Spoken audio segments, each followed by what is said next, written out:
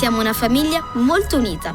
Ci piace cucinare, lavarci i denti, sempre ovviamente tutti insieme. Fantastico, direte voi. No, è un maledettissimo incubo.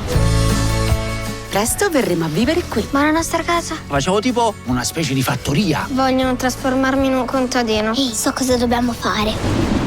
Faremo separare i tuoi genitori. La soluzione è lei. Lei è la signora Cichitana e lui mio padre. Sì, ci conosciamo già.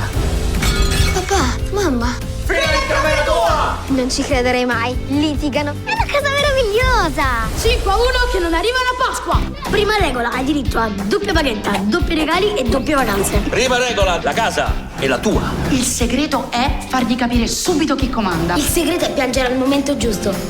Mi fai spiegare? Posso dire almeno come la vedo io? Mi ha ferita, lo capisci? Quindi la strategia qual è? Resistere, resistere. Piangere, piangere. Pagare, pagare. Ma voi siete sicuri non starete un po' esagerato? Ma no, ce l'ha detto Di Nardo. Se l'ha detto Di Nardo, allora... Riconoscere chi è Dr. Jekyll e chi è Heidi.